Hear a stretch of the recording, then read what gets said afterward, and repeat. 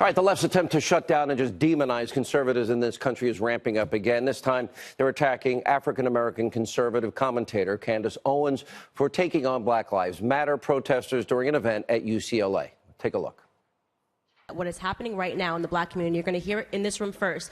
There's an ideological civil war happening. Black people that are focused on their past and shouting about slavery, and black people that are focused on their futures. Victim mentality is not cool. I don't know why people like being oppressed. It's the weirdest thing I've ever heard. I love oppression. We're oppressed. 400 years of slavery, Jim Crow, which, by the way, none of you guys lived through. Your grandparents did, and it's embarrassing that you utilize their history. You utilize their history, and you come in here with more emotion than they ever had when they were living through it. More emotion than they ever had when they were living through it. It's embarrassing. You're not living through anything right now. You're overly privileged Americans. And on Saturday, Kanye West praised Owens on Twitter, and he wrote this, quote, "I love the way Candace Owens thinks, but not everyone of Owens is a fan with compliments and support Kanye West's support." Look at what Tom Arnold went on a sexist, brutal, vicious, hateful, racist tirade on Twitter. Here's just some of what he tweeted. "Aside from being an insane alt-right race pimp, Candace Owens thinks Donald Trump is literally the Messiah, not you, at Kanye West, so you might want to reconsider." He also wrote, at Real Candace, "Good luck glomming on to Kanye West. His family already told him you were a phony and a fraud, a former Democratic bad actress." But I don't even want to talk about this anymore. Candace now joins us here. You are a total star. I watched that tape. I am so impressed and so happy for you that you have this gift. But I am so sad for you also that you have to take on those vicious attacks like that.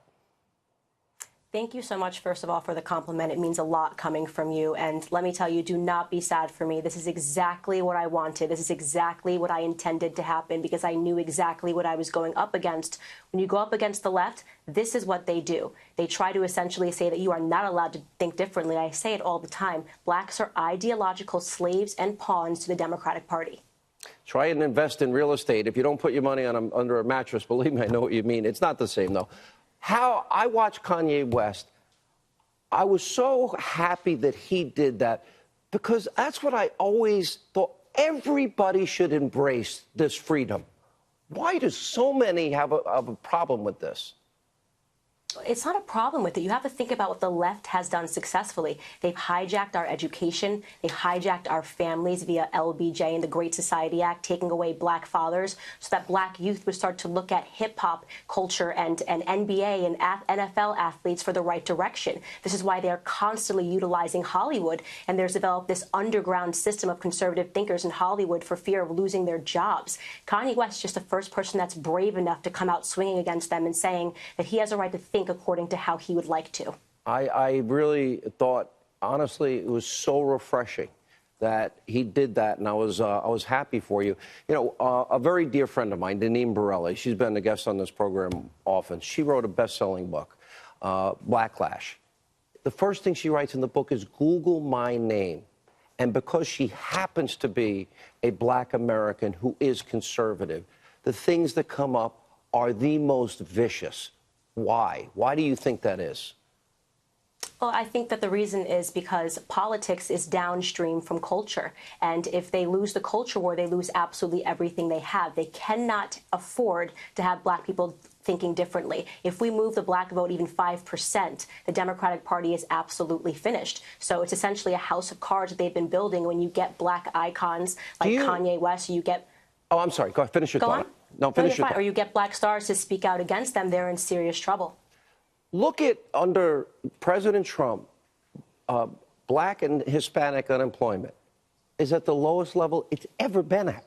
14 states have record low unemployment numbers.